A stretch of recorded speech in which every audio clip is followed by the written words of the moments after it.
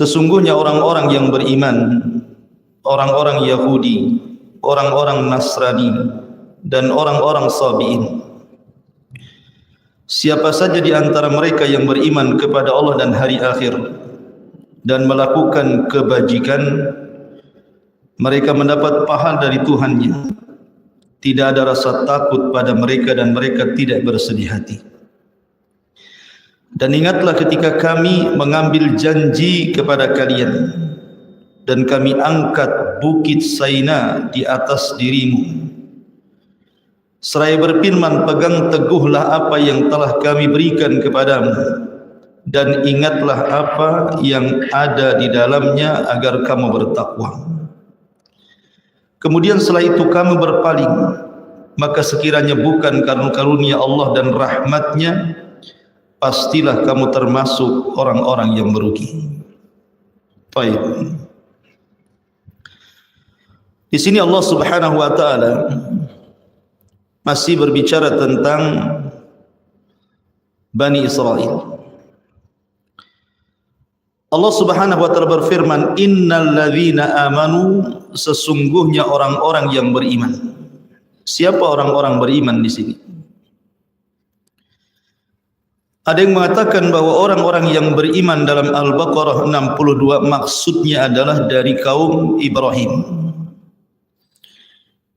Di zaman Ibrahim yang beriman kepada Nabi Allah Ibrahim alaihi salatu wassalam, itulah yang tercantum dalam Al-Baqarah 62. Innal ladzina amanu. Ada juga yang mengatakan amanu di sini artinya orang-orang munafik yang mereka mengklaim beriman, sebagaimana masyhur bagaimana watak orang-orang munafik, zahirnya mengatakan kami beriman tapi batinnya meletakkan kekufuran. Kemudian juga Allah mengatakan walladzina hadu, dan orang-orang Yahudi. Bani Israel sebenarnya banyak, bukan Yahudi saja. Karena sudah saya jelaskan nasab dari putra-putra Yakub. Ada 12 putra. Nah, salah satu putranya namanya Yahuda, sehingga turunannya disebut Yahudi. Tapi karena memang Allah karuniakan kepada orang-orang Yahudi, dari turunannya rata-rata banyak yang jadi raja Bani Israel, sehingga akhirnya kabilah-kabilah yang lain dari Bani Israel tidak dikenal. Yang dikenal adalah orang-orang Yahudi. Apalagi banyak peristiwa dan kejadian yang dilakukan orang-orang Yahudi terhadap nabi-nabi mereka. Dan Yahudi kemudian dianggap sebagai sebuah agama. Diutus kepada mereka Musa dan diturunkan kepada mereka Taurat. Walladhi wan nasara, dan orang-orang Nasrani. Orang Nasrani itu Nasara. Kenapa disebut Nasara? Karena linusratihim li Isa bin Maryam, karena mereka menasabkan diri para pembela Isa.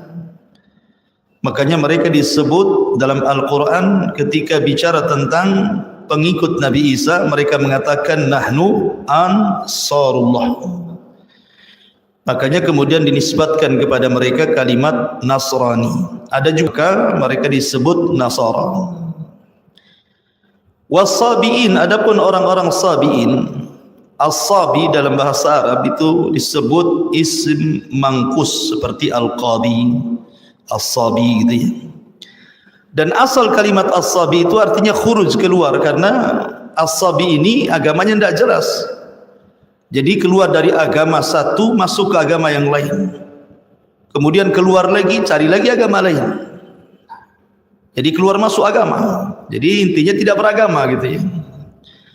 Ada juga yang mengatakan bahwa Sabi ini mengumpulkan pemahaman-pemahaman dari semua agama dijadikan satu. Mungkin kalau sekarang liberal gitu ya, semua agama diambil semuanya. Ada juga yang mengatakan As-Sabi'in ini bagian daripada ahli kitab, sebagaimana pendapat Abu Hanifah rahimahullahu taala. Dan ada juga yang mengatakan As-Sabi itu artinya pengikut Nabi Allah Yahya. Tetapi apakah orang yang beriman di zaman Nabi Ibrahim ataukah orang-orang Yahudi, Nasrani ataupun As-Sabi'in, kalau mereka tidak beriman kepada Allah Azza wa Jalla, percuma. Makanya Allah mengatakan man amana billahi wal yaumil akhir.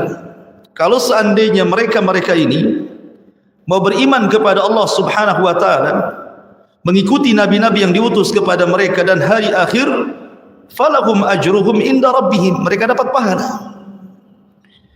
Dan kalau seandainya mereka tidak beriman, lalu apa penasaban mereka kepada agama-agama di zamannya? Mengatakan bahwa kami pengikut Ibrahim, kami pengikut Musa, Isa atau yang lainnya, kalau seandainya mereka tidak beriman. Makanya sebagian para ulama mengatakan, apakah ayat ini bicara tentang sebelum diutusnya Nabi ataukah setelah diutusnya Nabi? Sebab kalau sudah diutusnya Nabi, walaupun mereka pengikut Ibrahim, walaupun mereka pengikut Musa, walaupun mereka pengikut Yahya ataupun Isa, maka tidak ada gunanya. Kenapa?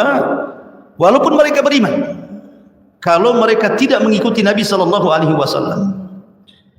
Karena Allah Subhanahu wa taala berfirman dalam Al-Qur'an, "Wa man yabtaghi ghairal islami dinan falan yuqbala minhu wa huwa fil akhirati minal khasirin. Inna ad-dina indallahil Islam."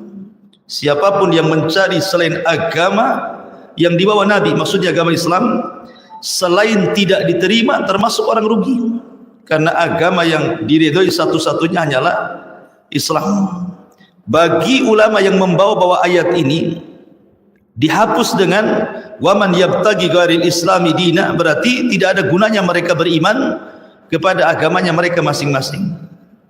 Tapi kalau ayat ini dibawa kepada sebelum Nabi, mungkin. Karena bagaimanapun sebagian ulama mengatakan bahwa ini Allah Subhanahu wa taala membuat tartib zamani, tartib sesuai dengan zaman. Artinya orang-orang di masa Ibrahim yang beriman kepada Ibrahim, maka mereka orang yang paling mulia di zamannya. Orang-orang Yahudi yang beriman kepada Musa, mereka orang yang paling mulia di zamannya. Orang yang beriman kepada Isa atau kepada Yahya, Nasrani atau Sabi'in, maka orang yang paling mulia di zamannya. Itu kalau mengikuti tafsiran bahwa ayat ini terjadi sebelum diutusnya Nabi SAW. Tapi kalau sudah diutusnya Nabi, maka keimanan mereka tidak ada gunanya. Karena Rasul mengatakan dalam sebuah hadis, la yasma'u bi Yahudiyun wala Nasraniyun. Tidak satupun Yahudi dan Nasrani yang mendengar kedatanganku, summa lam yu'min bi, kemudian tidak beriman kepadaku, kanat min ashabil jannah, kanat min ashabi jahannam, maka mereka termasuk orang-orang yang akan masuk neraka jahannam. Jadi enggak ada cerita. Tidak boleh ada orang Yahudi atau Nasrani atau Sabi'in atau orang-orang di zaman Nabi Ibrahim yang kedatangan Nabi SAW kemudian tidak mengikuti Rasul, kecuali sesat mereka. Makanya Rasul mengatakan, laukana Musa, dalam riwayat Isa hayyan, kalau seandainya Musa dan Isa hidup, summa taba'tu, kemudian kalian mengikuti dia, wa taraktumuni, dan meninggalkan aku, kata Rasulullah, la dhalaltum, kalian pasti sesat. Maka di sini ada dua penafsiran para ulama. Kemudian Allah mengatakan, man amana billahi wal yaumil akhir wa amila salihan, dan beramal saleh, menunjukkan bahwa konsekuensi iman itu adalah amal. Kemudian falahum ajruhum inda rabbihim wala khaufun alaihim wala hum yahzan, maka pahalanya akan diberikan kepada Rabb mereka, tidak ada rasa takut pada mereka dan mereka pun tidak akan bersedih hati. Kemudian Allah mengatakan, wa id akhadna mitsaqakum, dan ingatlah ketika kami mengambil janji kepada kalian. Jadi Nabi Musa ini masih di Ardutih, peristiwanya masih di negeri Linglung. Jadi ketika Musa alaihi salatu wassalam berada di negeri Tih itu, mereka kan tidak bisa keluar dari situ selama 40 tahun. Secara otomatis harus ada undang-undang yang mengatur Bani Israel ini. Karena 40 tahun bukan waktu yang singkat, waktu yang lama. Kalau tidak ada undang-undang bagi mereka, kacau kehidupan masyarakat. Akhirnya kemudian mereka pun meminta undang-undang kepada Musa. Maka Musa berdoa kepada Allah Subhanahu wa taala. Dari situlah Musa alaihi salatu wassalam membawa nuqabah, orang-orang pilihan yang jumlahnya 12 orang itu, diajak oleh Musa untuk mengambil Taurat. Di mana? Di Bukit Saina. Berangkatlah 12 orang pilihan bersama Musa alaihi salatu wassalam. Kemudian Musa berangkat duluan dan 12 orang pilihan ini belakangan. Singkat cerita, maka Musa alaihi salatu wassalam pun kemudian berjumpa dengan Allah dan berdialog dengan Allah. Kemudian Allah mewahyukan kepada Musa dengan memandatkan Taurat. Dan ini kitab yang sangat masyhur dari kitab-kitab Bani Israel. Itu mukjizatnya Nabi Musa. Karena Allah Subhanahu wa taala menurunkan kitab-kitab langit diawali dengan suhuf. Tidak ada namanya, hanya suhuf saja. Suhuf itu artinya lembaran-lembaran. Sebagiannya diberikan kepada Syith, kepada Idris, kepada Ibrahim gitu ya. Maka Musa alaihi salatu wassalam dianugerahkan Taurat. Dan dalam bahasa mereka disebut perjanjian lama. Adapun Injil berbeda dengan Taurat. Ada yang mengatakan Taurat itu lebih sempurna dari segi ahkam, penjelasan hukum-hukum dibandingkan Injil. Karena Injil sendiri ditulis bukan oleh Nabi Isa, tapi Isa mengajarkan kepada murid-muridnya sebelum diangkat ke langit. Kemudian murid-muridnya ini menyebar untuk mendakwahkan syariat Isa. Maka muncullah beberapa Injil yang ditulis oleh murid-muridnya. Di sana ada Lukas, di sana ada Matta, di sana ada Yohanna, macam-macam, ada 4 Injil. Sehingga kemudian berbeda penjelasan satu Injil dengan yang lainnya, karena ini kan berasal dari murid-murid yang berbeda. Ya, jadi Isa punya murid-murid, masing-masing muridnya nulis Injil gitu ya. Mereka menulis apa yang mereka dapati dari wejangan-wejangan Isa bin Maryam sebelum Isa diangkat ke langit. Sehingga akhirnya banyak perbedaan antara Yohanna, kemudian Lukas, kemudian Matta, kemudian yang lainnya. Dari situlah kemudian banyak terjadi penyimpangan, terutama setelah berlalu 200-300 tahun setelah wafatnya Isa bin Maryam. Banyak kemudian orang-orang Yahudi merusak ajaran Nasrani. Akhirnya muncul pemahaman Isa Tuhan lah, Isa anak Tuhan lah, Isa satu di antara 3 Tuhan, macam-macam pemahaman mereka. Intinya bahwa Allah Subhanahu wa taala anugerahkan kepada Isa Taurat. Taurat ini satu-satunya kitab yang dicatat langsung oleh tangan Allah Azza wa Jalla dalam lauh sebuah papan. Akhirnya kemudian Musa membawa Taurat itu. Rupanya ketika di perjalanan Allah sudah ngasih tahu bahwa kaumnya itu sesat, disesatkan oleh orang namanya Samiri. Ketika Samiri membuat anak patung sapi, akhirnya 70.000 murtad menyembah patung anak sapi. Ditinggal 40 malam bisa murtad tuh. Dan di akhir zaman bukan 40 malam saja kata Rasulullah. Nanti di akhir zaman itu ada orang yang pagi hari mukmin, malam hari sudah kufur. Malam hari mukmin, pagi hari sudah kufur. Mereka berani menjual agama mereka dengan dunia yang sangat murah kata Nabi. Lebih cepat lagi nanti umat Muhammad itu kufurnya ya. Karena pagi beriman, malam sudah kufur. Ini masih mendingan 40 malam kan. Dan itu terjadi di akhir zaman kata Nabi SAW. Intinya sesampainya Musa alaihi salatu wassalam dengan papan Taurat itu melihat kondisi Bani Israel sudah murtad, marah Musa. Sampai kemudian papan Taurat itu dibanting. Kemudian akhirnya pecah. Sehingga akhirnya kemudian ketika dirangkai, sehingga banyak yang kemudian ya mungkin kalau kita katakan ini lembaran nih berkecai kemudian ditumpuk-tumpuk, akhirnya halamannya berbeda-beda jadinya. Sejak itulah penyimpangan Bani Israel kepada Taurat. Ma'asyiral muslimin yang dimuliakan Allah Azza wa Jalla. Nah di sini Allah Subhanahu wa taala mengatakan wa id akhadna mitsaqakum, dan ingatlah ketika kami mengambil janji kamu dan kami angkat kepada kalian bukit Tur. Wa rafa'na fawqakumut Tur. Kenapa Allah angkat bukit Tur? Karena ketika Nabi Musa alaihi salatu wassalam melihat kemurtatan mereka, akhirnya mereka pun dinasihati Nabi Musa alaihi salatu wassalam suruh bertobat, tetapi mereka enggan tobat. Ketika mereka enggan tobat itulah maka Allah Subhanahu wa taala mengancam dengan mengangkatkan satu bukit di atas kepala mereka. Ada yang mengatakan Tur itu satu bukit namanya Tur. Ada juga yang mengatakan ya semua gunung di zaman itu disebut Tur. Ya gunung-gunung terdekat lah gitu ya. Kemudian diangkat, diletakkan kepala mereka. Sebagian ulama tafsir mengatakan ketika gunung itu baru saja terangkat gitu ya, maka mereka langsung tobat dan sujud. Cuman sujud mereka tidak sempurna. Jadi sambil sujud ngelirik ke langit gitu ya. Gini sujudnya. Sujudnya bukan kalau kita kan betul-betul sujud. Sujud mereka sambil begini gitu, tengok bukit di atas. Maka sampai sekarang orang Yahudi tidak benar sujudnya. Karena pendahulu-pendahulu mereka seperti itu sujudnya. Ya. Kenapa mereka sujud langsung tobat gitu sambil melirik ke atas gitu ya? Karena mereka tahu bahwa azab Allah Subhanahu wa taala ada di atas kepala mereka. Dari sini Musa alaihi salatu wassalam memaksa mereka dengan bahasa kita ini mau ikut Taurat, mau ikut undang-undang Taurat, ataukah bukit yang di atas kepala kalian dilemparkan kepada kepala-kepala kalian. Makanya Allah mengatakan khudhu ma atainakum. Khudhu ma atainakum, ambillah ma atainakum biquwah, apa yang telah kami datangkan kepada kalian biquwatin, dengan sungguh-sungguh. Kalau mau tobat, tobat sungguh-sungguh. Jangan kemudian tobat asal-asalan gitu ya.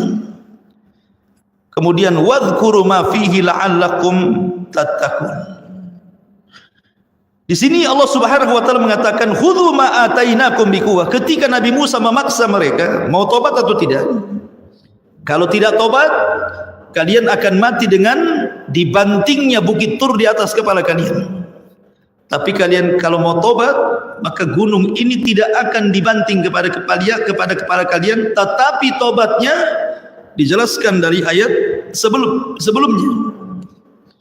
Di mana Allah Subhanahu wa taala mengatakan faqtulu anfusakum dzalikum khairul lakum inda bari'ikum fataba 'alaikum innallaha huwat tawwabur rahim. Maka kalian harus saling bunuh di antara kalian. Saling membunuh di antara kalian itulah tobat kalian. Dan tentu mati di atas tobat jauh lebih baik dibandingkan mati di atas kesyirikan. Karena mereka menyembah ijen, menyembah patung anak sapi. Maka mereka bertobat semuanya, kemudian saling bunuh di antara mereka. Sehingga Allah Subhanahu wa taala katakan wadhkuru, dan ingatlah ma fihi, apa yang ada di dalamnya, la'allakum tattaqun, agar kalian bertakwa. Di sini Allah ingatkan orang-orang Yahudi Bani Israel yang ada di kota Madinah di zamannya. Lihat bapak kalian seperti itu, nenek moyang kalian seperti itu. Thumma tawallaitum min ba'di dzalik falaula fadlullahi 'alaikum wa rahmatuhu lakuntum minal khasirin. Tetapi apa yang terjadi dengan Bani Israel? Bani Israel itu memang betul-betul ya, sudah jelas-jelas kawannya bertobat, kemudian saling membunuh gitu. Ini yang hidup, yang sisa yang hidup itu yang menyaksikan bagaimana mereka saling membunuh sehingga 70.000 mati bergelimpangan. Apa yang terjadi? Summa tawallaitum, kemudian kamu berpaling lagi. Ya. Mimba didzalika, setelah peristiwa itu, laula fadlullahi 'alaikum wa rahmatuhu lakuntum minal khasirin. Kalaulah bukan karunia Allah kepada kalian, rahmatnya kepada kalian, tentu kalian termasuk orang-orang yang rugi. Jadi rahmat Allah luar biasa diberikan kepada Bani Israel. Mereka sudah bermaksiat, bertobat Allah ampuni, maksiat lagi, bertobat Allah ampuni. Dan begitulah Allah Subhanahu wa taala wasi'at rahmatuhu kulla syai'. Jadi rahmatnya itu meliputi segala sesuatu. Makanya kita tahu kalau kita cerita tukang sihir di zaman Musa, tukang sihir di zaman Musa itu tidak pernah satu kali pun beriman kepada Allah, beramal pun tidak. Mereka sehari-hari hanya belajar sihir dan sihir kesyirikan. Ketika kemudian berduel dengan Musa alaihi salatu wassalam, Kemudian akhirnya mereka tidak sanggup melawan Musa, akhirnya bertobat, kemudian sujud 1 kali selama hidup mereka. Kemudian setelah itu Fir'aun marah dan mengatakan, amantum qabla an adana lakum. Kalian berani beriman sebelum aku izin, akan kubunuh kalian. Akhirnya Fir'aun membunuh tukang-tukang sihir itu. Tukang sihir ini selama hidupnya tidak beriman, tidak beramal. Tapi dia di akhir hidupnya tobat, kemudian sujud. Kemudian setelah itu dibunuh Fir'aun. Apa kata Abdullah bin Abbas radhiyallahu anhuma? Lihat tukang-tukang sihir itu. Di pagi hari saharatun fajarah. Di sore hari syuhadaun bararah. Di pagi hari menjadi tukang sihir yang jahat. Di sore hari sudah menjadi syuhada yang baik. Dan Allah masukkan mereka ke dalam surga. Kenapa Allah mereka masukkan? Itu menunjukkan rahmat karunia Allah Azza wa Jalla. Dari sini ada pelajaran, la taqnatu min rahmatillah. Jangan putus asa dari rahmat Allah Subhanahu wa taala. Seperti dulu juga ada kisah satu orang membunuh 99 jiwa. Akhirnya ingin tobat. Salah orang minta fatwa. Datang kepada seorang ahli ibadah yang enggak punya ilmu. Dia mengatakan, Tuan, saya ingin bertobat. Adakah tobat bagiku? Kata rahib pendeta ini mengatakan, tidak ada, dosamu sudah membumbung ke langit, katanya. Marahlah dia, ditusuknya si rahib itu, genaplah 100 jiwa. Akhirnya dia tidak putus asa mencari orang-orang yang bisa mengantarkan dia kepada tobatnya. Berjumpalah dengan seorang alim. Betul-betul alim. Kata orang alim ini, kau bisa bertobat dan diterima tobatmu asal kau cari lingkungan yang baik. Di sana ada desa semua orang baik, orang soleh, orang taat. Kau gabunglah bersama mereka. Berjalanlah orang ini ke desa yang dituju orang alim. Di tengah jalan belum sampai udah mati. Ketika mati datang 2 malaikat, satu malaikat azab, satu malaikat rahmat. Kata malaikat azab, ruhnya pantas masuk neraka. Sudah 100 nyawa dia bunuh. Kata malaikat rahmat, tidak, ruhnya harus masuk surga. Kenapa? Karena sudah keinginan bertobat. Akhirnya tarik-tarikan dia. Maka Allah utus malaikat qadi pemutus. Kata malaikat pemutus ini, sudah gini saja, ukur saja bumi itu. Dari arah dia mati ke arah tempat yang dituju, atau dari arah mati ke tempat dia bertanya kepada orang alim. Kalau dia dekat kepada tujuan, masukkan ke surga. Tapi kalau masih jauh dan dekat kepada orang yang ditanya, masukkan ke neraka. Subhanallah. Hakikatnya bumi itu sebenarnya dia lebih jauh kepada desa yang dituju dan lebih dekat kepada orang yang bertanya. Tapi karena rahmat Allah Subhanahu wa taala luas, Allah lipat bumi itu sehingga kemudian desa yang dituju jauh lebih dekat dibandingkan orang alim yang ditanya. Akhirnya kemudian yang berhak mendapatkan terus siapa? Malaikat rahmat. Begitulah rahmat Allah Subhanahu wa taala. Dulu di zaman Bani Israel ada 2 orang bersaudara. Dua-duanya ini bersaudara, tapi yang satu orang ahli ibadah, yang satunya pula ahli maksiat. Kan begitu ya dalam keluarga itu. Kadang-kadang kita sudah ngaji, keluarga mungkin satunya masih maksiat gitu ya. Dalam keluarga kan tidak semuanya baik, ya tidak semuanya jahat. Pasti di antara lingkungan itu pasti ada yang baik, ada yang jahat. Jadi zaman Bani Israel ada 2 orang, satu alim, abid, satu jahat. Yang abid ahli ibadah ini memang baik, setiap hari nasihati saudaranya. Tub ilallah, bertobatlah kau kepada Allah, si maksiat aja kau ini. Enggak mau didengar juga. Kemudian besoknya dinasihati, tidak bosanlah orang ini terus menasihati. Sampai di sini bagus, karena memang kewajiban kita menasihati orang jahat. Tapi masalahnya dia tidak bisa mengontrol emosi. Ketika saudaranya ini bermaksiat, yang menurut pandangan dia maksiatnya tidak bisa ditolerir. Ini sudah parah ini maksiatnya. Akhirnya dia emosi, kemudian ngomong sembarang. Lam tatub, kalau kau tidak bertobat, wallahi, bersumpah pula dia, wallahi demi Allah, la yaghfirallahu lak aw la yunjika minan nar. Allah tidak akan mengampuni dosa-dosamu, bahkan engkau tidak akan dikeluarkan dari api neraka. Dengan pastinya dia mengatakan seperti itu. Dia tidak tahu bahwa rahmat Allah itu luas.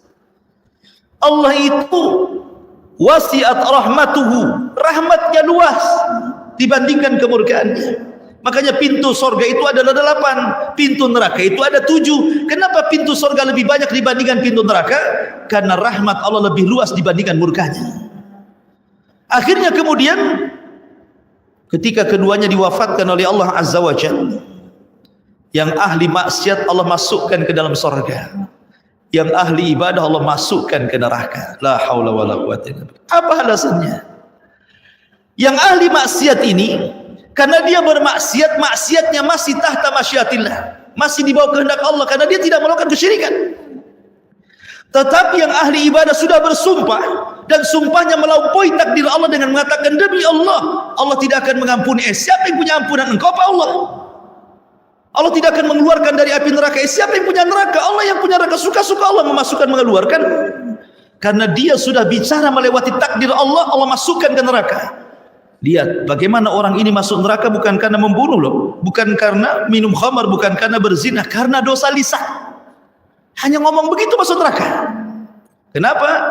Karena lisan ini satu kalimat saja kalau membuat Allah murka sudah cukup dimasukkan orang itu ke neraka. Lihat hadis Rasul, wa innal abda la yatakallamu bil kalimati la yulqilaha balan min sukhtillah yahwi sahibuha fi nari jahannam. Terkadang ada seorang hamba berbicara satu kalimat. Lihat bahasa Rasul, satu kalimat. Rasul tidak mengatakan berkalimat-kalimat, cukup satu kalimat saja, tetapi terkandung kemurkaan Allah di dalamnya, dan dia ucapkan tidak sadar. Subhanallah. Yang satu kalimat yang terkandung kemurkaan Allah itu dia ucapkan tidak sadar. Mungkin lagi emosi dia ngomong gitu ya, tetapi mengakibatkan orang yang bicaranya masuk ke dalam jahanam sejauh lebih jauh dibandingkan barat dan timur, kata Rasul. Ab'ad ma bainal masyriqi wal maghrib. Dari sini penting orang menjaga lisan itu. Jangan sampai menyinggung orang, jangan sampai menghina orang, jangan sampai orang akhirnya tidak tenang karena ucapan kita, tulisan kita macam-macam. Ya. Ma'asyiral muslimin yang dimuliakan Allah Azza wa Jalla. Intinya bahwa Bani Israel walaupun begitu degilnya masih juga Allah berikan karunia dan rahmat kepada mereka. Kemudian setelah itu Allah Subhanahu wa taala menceritakan lagi bagaimana watak Bani Israel. Allah mengatakan, walaqad alimtumul ladzina i'tadaw minkum fi sabti faqulna lahum kunu qiradatan khasi'in faja'alnaha nakalan lima baina yadayha wa ma khalfahu wa mau'izatan lil muttaqin. Dan sesungguhnya kami telah mengetahui orang-orang yang melakukan pelanggaran di antara kamu pada hari Sabtu.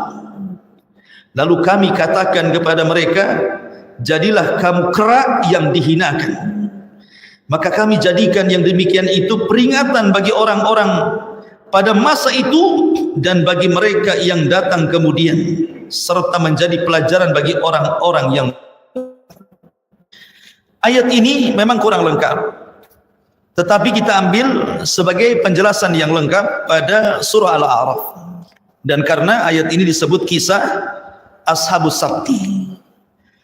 Dalam surah Al-A'raf, tepatnya pada ayat 162 atau 163. Jadi kisahnya begini. Nabi SAW ketika sampai hijrah ke Madinah, kita tahu orang-orang Madinah ketika itu mayoritas orang-orang Yahudi, karena Yahudi terdiri dari 3 kabilah di Madinah itu. Ada namanya Bani Quraidah, ada namanya Bani Qunaiqah, ada namanya Bani Nadir. Itu kabilah-kabilah besar Yahudi. Dan yang paling besar namanya Bani Qunaiqah karena yang menguasai perekonomian Yathrib atau Madinah kala itu. Jadi Nabi SAW selalu berdialog dengan orang-orang Yahudi.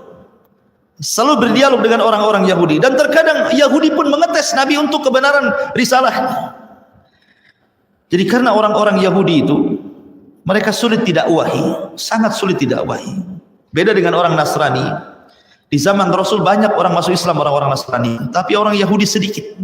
Walaupun pemimpin mereka Abdullah bin Salam masuk Islam dari pemimpin Yahudi, tetap saja orang Yahudi tidak beriman. Jadi Nabi SAW ingin bertanya kepada mereka tentang kakek buyut mereka.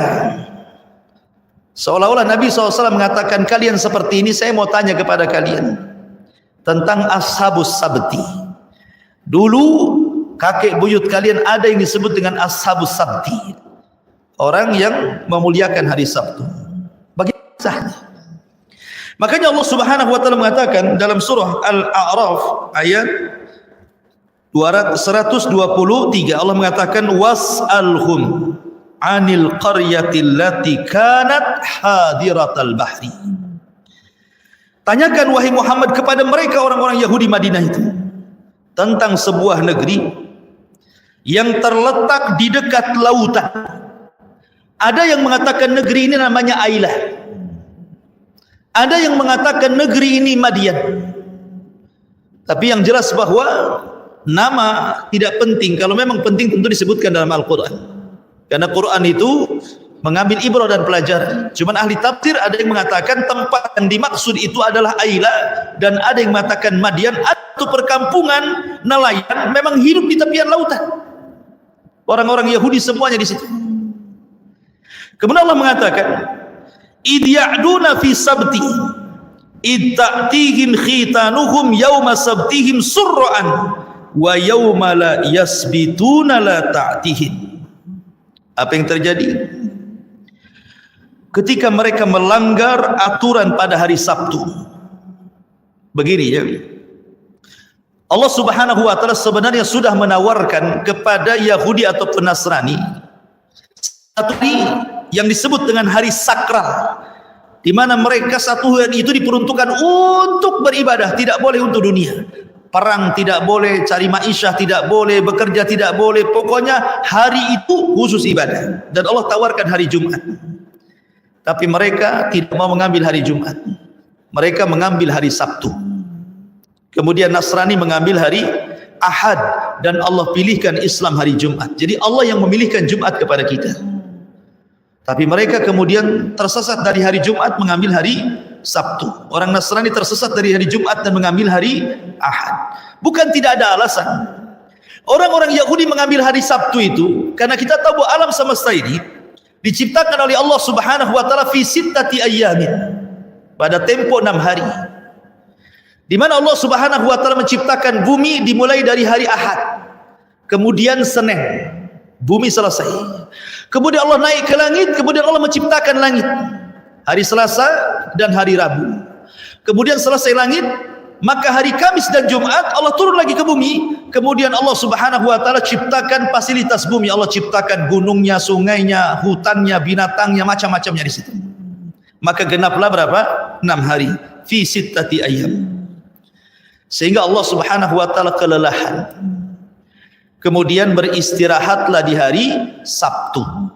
Jadi orang-orang Yahudi kemudian mengambil hari Sabtu, hari rehat mereka, karena itu hari rehatnya Allah Subhanahu wa taala setelah lelah menciptakan langit dan bumi, katanya begitu. Maka Allah bantah dalam Al-Quran, wa ma massana min lughub.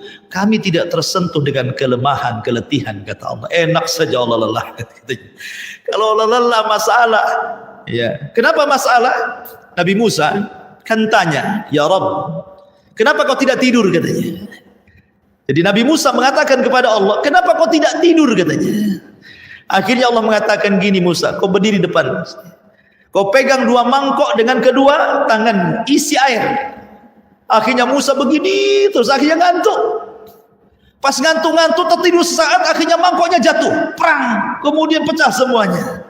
Kata Allah, "Ya Musa, kalau seandainya aku ngantuk, seperti itulah alam semesta." Hancur semuanya gitu. Artinya bahwa tidak semua sifat yang kurang bagi Allah, tidak semua sifat yang sempurna bagi manusia sempurna bagi Allah. Mungkin bagi manusia tidur sempurna, kalau orang tidak tidur masalah itu. Tetapi tidak semua yang sempurna bagi makhluk kalau diterapkan kepada Allah jadi sempurna, tidak. Justru ketika Allah tidak ngantuk, tidak tidur, itulah sifat sempurna bagi Allah. Ma'asyiral muslimin yang dimuliakan Allah Subhanahu wa taala. Kembali, jadi Allah Subhanahu wa taala memilihkan hari Jumat, tapi orang Yahudi tidak mau, milihlah hari Sabtu. Dan Nasrani pun malah mengambil hari Ahad. Allah pilihkan Jumat kepada kaum muslimin. Intinya bahwa Sabtu menjadi hari sakralnya orang-orang Yahudi. Lah di zaman itu, di kampung Ailah ataupun di kampung Madian yang tepian lautan itu, mereka diberikan aturan tidak boleh melakukan aktivitas dunia di hari Sabtu, tidak boleh kerja, tidak boleh ke laut, tidak boleh perang, tidak boleh apapun. Mereka harus masuk ke tempat-tempat ibadah mereka. 1 hari itu mereka harus beribadah kepada Allah Azza wa Jalla. Makanya Allah mengatakan idh ya'duna fi sabti, ketika mereka melanggar aturan hari Sabtu. Kenapa mereka melanggar? Begini, kebiasaan mereka, ma'isyah mereka itu hanya satu, mereka mencari ikan. Itulah penghidupan mereka. Mereka penghidupan sebagai nelayan, tidak ada lagi pekerjaan kecuali nelayan. Sementara kemudian Subhanahu wa ta'ala uji mereka dengan hari Sabtu.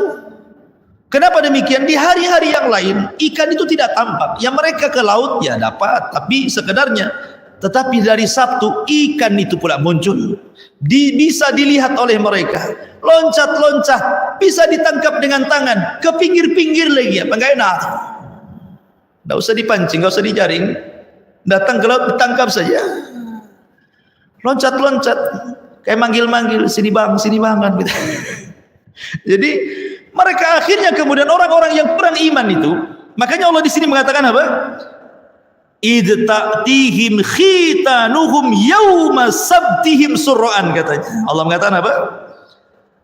Ketika datang kepada mereka ikan-ikan yang berada di sekitar mereka pada hari Sabtu, surra'an, terapung-apung di permukaan air. Saking banyaknya di lautan itu, semua terapung ikannya, loncat-loncat, nampak gitu, bisa ditangkap dengan tangan. Tapi anehnya, wa yauma la yasbituna la ta'tim, tapi di hari selain Sabtu tak pula ikan itu muncul. Ikan itu tidak tahu kemana. Tapi kalau datang hari Sabtu kok ada pula ikan itu. Ini Allah Subhanahu wa ta'ala sedang menguji Bani Israel. Allah uji itu, kuat enggak imannya. Akhirnya kemudian ada sebagian orang-orang fasik dari kampung tersebut membuat khilah, ingin membuat makar. Wa yamkuruna wa yamkurullah wallahu khairul makir. Mereka hendak menipu Allah, menipu orang-orang yang beriman. Yukhadi'unallaha walladzina amanu. Akhirnya mereka ketika sudah masuk hari Sabtu, belum masuk hari Sabtu, ketika kan hari dalam Islam itu ketika terbenam matahari. Pamannya ini Jumat, besok mau Sabtu, berarti ketika Jumat sore terbenam matahari, berarti masuklah hari Sabtu kan itu. Jadi mereka pandai, mereka jaring di sore hari Jumat, dipasanglah jaring-jaring mereka itu.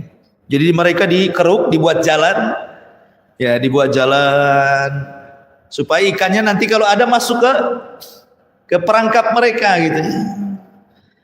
Jadi akhirnya mereka membuat perangkap di hari Jumat itu, di sore hari Jumat, untuk mengambil ikan di hari Sabtu. Kemudian mereka pun memanennya hari Ahad. Mereka mengatakan kami tidak mengambil ikan di hari Sabtu. Cuman mereka pasang jaring di hari Jumat untuk ikan di hari Sabtu ditangkapnya hari Ahad kan itu. Yukhadi'unallaha walladzina amanu. Mereka hendak menipu Allah. Ya. Akhirnya kemudian segelintir orang ini kok enggak ada masalah. Maksudnya tidak ada azab kepada mereka. Mulailah diikuti oleh kawan-kawannya. Jadilah banyak. Buat kayak gitu semua satu kampung itu, kecuali orang-orang yang dirahmati dan beriman kepada Allah Azza wa Jalla. Makin banyaklah orang mengikuti gaya-gaya tersebut. Semua pasang jaring di hari Jumat untuk ikan hari Sabtu, dipanennya hari Ahad. Ketika kemudian lama mereka melakukan seperti dan mereka mendapatkan kesenangan dari situ. Mereka menganggap kan ikan yang kita ambil kan hari Sabtu, itu ikan hari Sabtu. Katanya kalau kita ngambil ikan dari Sabtu akan datang azab dari Allah Azza wa Jalla. Ada pun azab dari Allah. Akhirnya kemudian ada yang tajarru, sebagian mereka ada yang mulai berani mengambil ikan langsung dari Sabtu. Udah nggak ada lagi cerita pasang jaring Jumat untuk diambil hari Minggu. Tidak, langsung hari Sabtunya mereka nyemplung ke laut. Mulainya sedikit, kok juga tidak turun azab kepada mereka gitu ya. Akhirnya kemudian orang-orang pun mulai ikut 1, 2, 3, akhirnya ramelah orang ikut mengambil ikan di hari Sabtu. Di sini Allah mengatakan idh ya'duna fi sabti, ketika mereka melakukan pelanggaran di hari Sabtu. Akhirnya kemudian manusia terpecah menjadi 3. Manusia terpecah menjadi 3. Wa idh qalat ummatun minhum lima ta'iduna qauman Allahu muhlikuhum aw mu'adzibuhum adzaban syadida qalu ma'dziratan ila rabbikum la'allahum yattaqun. Kemudian, dan ingatlah ketika suatu umat di antara mereka berkata, mengapa kamu menasihati kaum yang akan dibinasakan atau diazab Allah dengan azab yang sangat keras? Mereka menjawab, agar kami mempunyai alasan bertanggung jawab kepada Tuhan dan agar mereka bertakwa kepada Allah. Dari ayat ini ada 3 kelompok Bani Israel di kampung itu terbagi menjadi 3 kelompok setelah peristiwa mereka rame-rame mengambil ikan dari Sabtu. Kelompok yang pertama orang-orang fasik.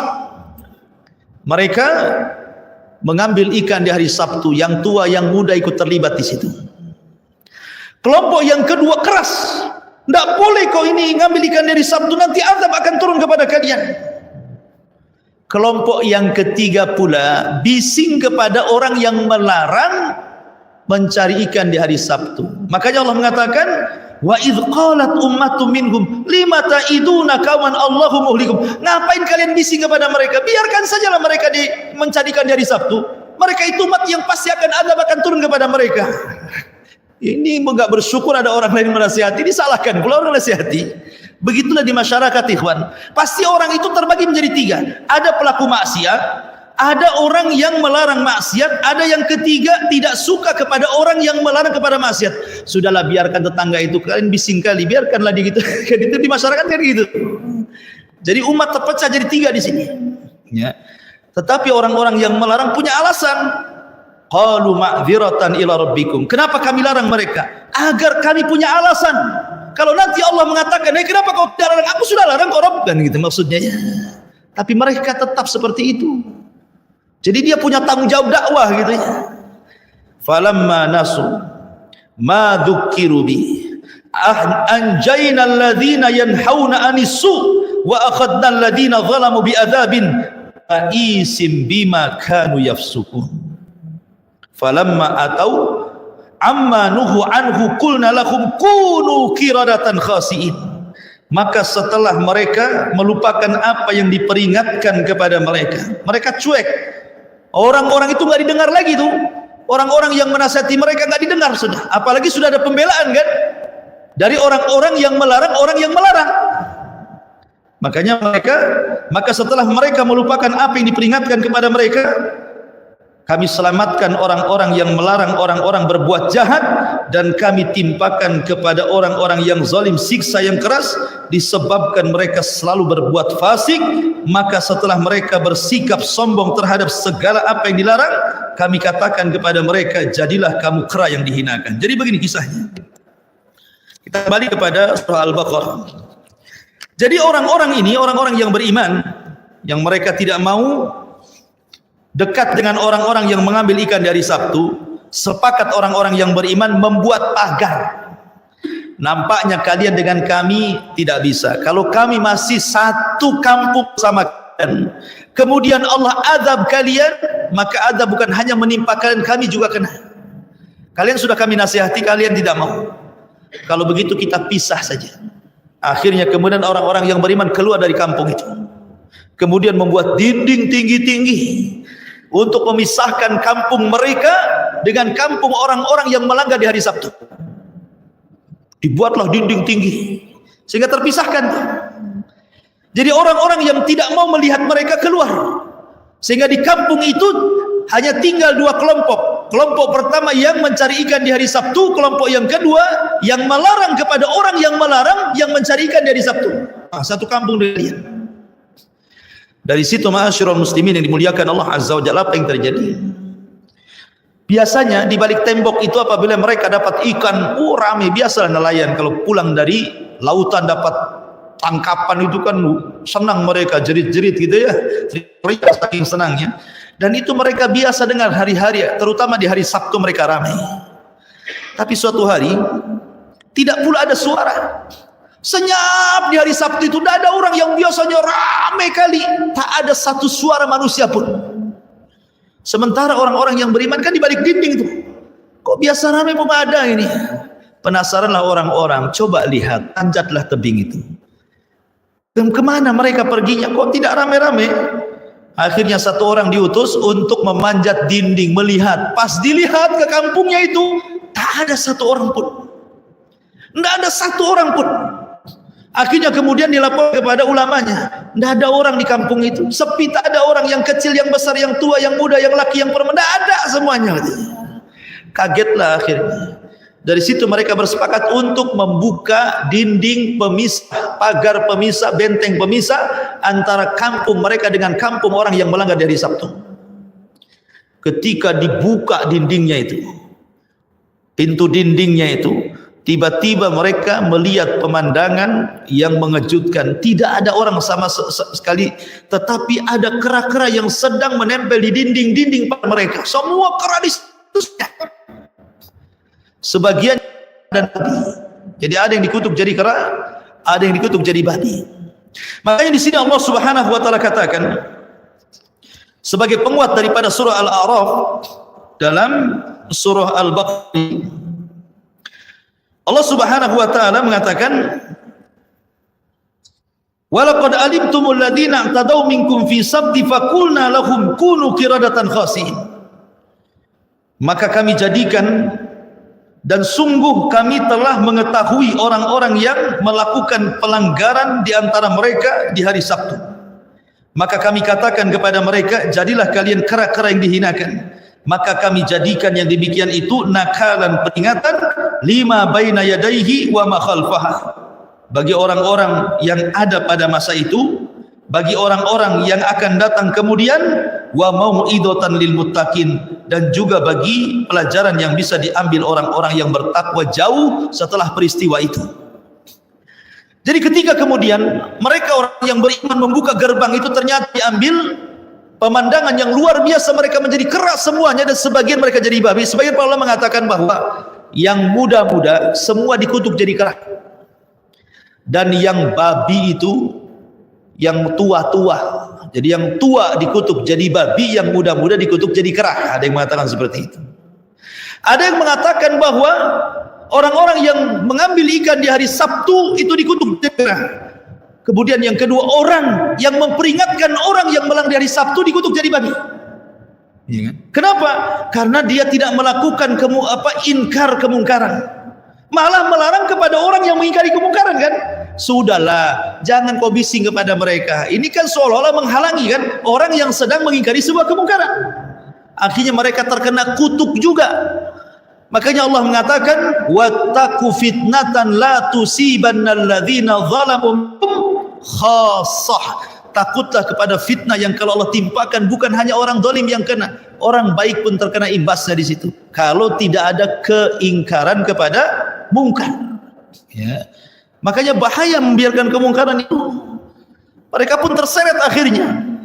Ada yang mengatakan mereka tidak lama usianya, ketika mereka sudah dikutuk, sebagian jadi keras, sebagian jadi babi, dalam tempo sesingkat-singkatnya, kurang lebih 3 hari Allah binasakan semuanya.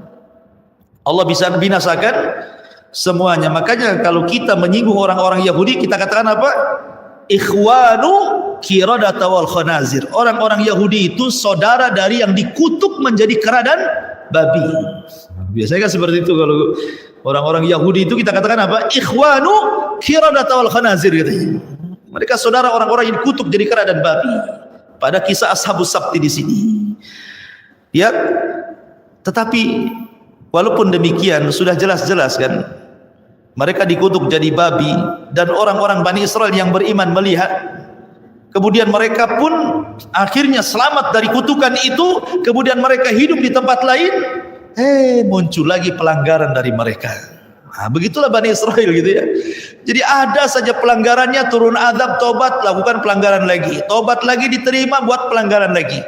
Begitulah Bani Israel. Makanya dalam surah Al-Baqarah paling banyak kisah-kisah pelanggaran Bani Israel, padahal Allah sudah anugerahkan nikmat yang begitu banyak.